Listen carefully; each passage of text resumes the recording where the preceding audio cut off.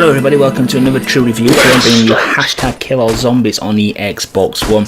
It's the latest twin stick arena shooter where you play as an unnamed individual. This one goes on the premise that it's a game show made for entertainment, which explains some of the quirkiness that happens in it. But you're basically trapped in an arena which scrolls a little bit in all 8 directions, and endless waves of zombies appear from certain spawn points, and you have to simply survive as long as you possibly can, picking up random power-ups, dodging the randomly generated obstacles to getting frozen in front of you, and also by leveling up your character. When you level up, you press the Y button and you get to choose one of 4 perks, some of which help, some of which hinder, some of which are just quite frankly bizarre. But this game, like I say, goes on the premise of it's a game show, it's made for entertainment, which explains the quirkiness that goes on where vehicles fall from the sky and the game board morphs in kind of like a curve, because it's like on a hexagonal grid. Hexagons, barriers just raise up from the ground or lower to prevent your progress, which kind of explains why that's happening a little bit, and it does help really in terms of a gameplay mechanic and explain what the hell is actually going on, because I've seen games do stuff like that in the past and not for no reasonable explanation for why it's happening. Although, to be honest with you, plot isn't a strong point in these type of games anyway. Now for me, this doesn't really do anything different than the multitude of other zombie arena twin stick shooters that you can already get, to be honest with you. It's got the same problems, such as you can never see far enough, so you could take a move in the wrong direction and there could be a herd of 100 zombies that are actually in that direction, where you're already being chased by a herd of 100 zombies from the other direction.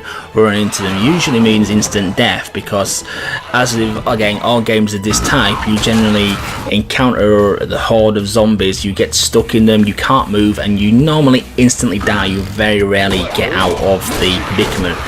And that, like I say, that's my bugbear with all this type of genre, to be honest with you. You can never see far enough, and it's just pure luck that you don't move into a horde of zombies. So usually you get to the same kind of point of the game every time, a few minutes in, and that happens because that's when multitudes of waves just spawn in from all directions, and you just simply can't handle the volume of them, even though you're supposed to do, according to the achievement list. I just don't see how it's possible, other than blind luck, that you don't take a wrong turn into the next horde of encroaching zombies which appear. In terms of weapons, it's got some nice weapons. You've got your standard pistols, revolvers, M16s, normal weapons like that, and then you have some more creative ones like there's I think it's a Papai Kika gun, apologies if I pronounced that wrong, which is kind of like a weird kind of laser effect. You've got spread guns, which are all nice visually and very, very effective. Well, unfortunately, you only get to keep them for a very short period of time. I think it's 30 seconds before they run out. In terms of leveling up as well, when you do level up, you get to choose from a multitude of perks, whether granting you a weapon, increasing faster reload times, even ones where it will actually kill you but award you XP, which I can't really see the benefit for. There's ones that do graphical filters, which make it look like Sin City, for example, or ones that turn out the lights, which make the games incredibly harder for you. And some of them are just very, very bizarre. There's even ones that enable you to be invulnerable for a period of time, or when the zombies touch you, you turn into like a Cthulhu kind of beast with tentacles coming from it, and you just basically decimate anything that you touch. So they are quite nice visual effects, but it doesn't change the core problems with the game, and not just this game, the genre as a whole, to be honest with you. Graphically, it's a lot better than most games. There's actually some effort being put into the presentation of this, with clearly defined zombies. The graphical models are very good. It's kind of like from a kind of angled top-down perspective rather than the straight top-down, so they've been able to do a lot more with the graphical work there.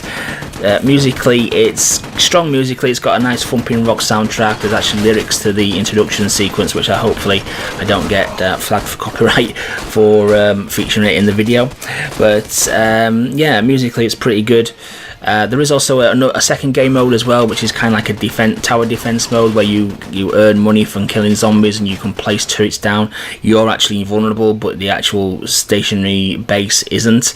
That mode's very, very difficult to play, in my opinion, because the turrets that you place down are very, very ineffective, and the increased zombie spawns just seem to plow over your defenses once you get to getting to the 2-3 minute mark. So there's not a lot you can do other than when you get lucky power-up perks from leveling up, and again, you shouldn't have got right on luck, to be honest with you, but that's what this game seems to do. Achievement wise, there's a lot of easy points to be on offer if you're prepared to play the game for quite a while. There's ones for killing 1,000 zombies with each of the weapons, there's a few for getting multi-kills, rampages, stuff like that, and a few random miscellaneous ones. Unfortunately, the majority of your points are put into some very difficult achievements, like there's one for surviving 6 minutes without firing a single shot, there's one for surviving a whopping 60 minutes in one game, one for killing 500,000 zombies. There's loads of weird and wonderful ones like that, which I just, at the time of playing this game, I just don't see how you can possibly get, to be honest with you, unless there's some miraculous technique I'm missing when it comes to this game. But nevertheless, it's probably a really good example of the genre of game that it actually is. So if you do love this kind of game, then this is a definite must buy. But unfortunately, I feel this genre of game is extremely flawed, and whilst this is a better example of it, I can't give this more than a 2 out of 5, to be honest with you, especially if it's going to be the same price as it is on the PlayStation Network, which is $7.99. There's no official price confirmed for the Xbox One version as of yet, but if it is that, I'd say that's a little bit too much. I would hope a title so limited such as this is going to be less than £5 to buy, to be honest with you, but we'll have to wait and see on that one. Thanks for watching, guys, and I will catch you on the next review.